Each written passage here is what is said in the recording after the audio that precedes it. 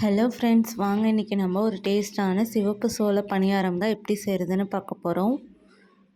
இப்போது இதுக்கு நான் 1/4 கிலோ சிவப்பு சோளம் எடுத்திருக்கேன்.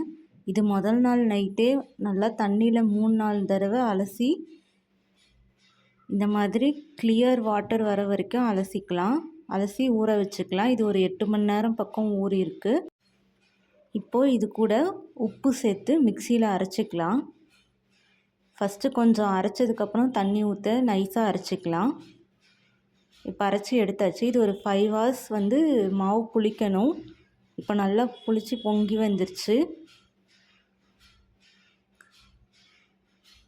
இது கூட அரிசி மாவு 2 கரண்டி சேர்த்துக்கிறேன். தண்ணி ஆட் பண்ணி ஒரு சிட்டிகை சோடா உப்பு ஆட் பண்ணிக்கலாம். நல்லா மிக்ஸ் பண்ணிக்கலாம். இப்போது இதை நம்ம தாளிக்க போகிறோம். பெரிய வெங்காயம், கொத்தமல்லி, கருவேப்பிலை, இஞ்சி, பச்சை மிளகா இதெல்லாம் தாளித்து நம்ம அது கூட ஆட் பண்ணிக்கலாம். ஒரு கடாயில் எண்ணெய் ஆட் பண்ணி கடுகு, உளுத்தம் பருப்பை சேர்த்துக்கலாம்.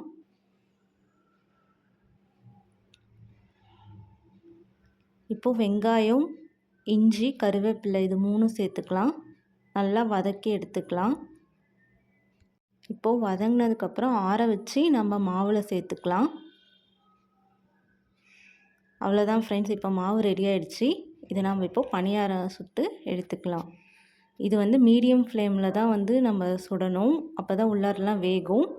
2 பக்கமும் பொன்னிறமாக வேக வச்சு எடுத்துக்கலாம். அவ்வளோதான் ஃப்ரெண்ட்ஸ், ஒரு டேஸ்ட்டான சிவப்பு சோள பணியாரம் ரெடி ஆகிடுச்சு. கண்டிப்பாக ட்ரை பண்ணி பாருங்கள். Bye friends.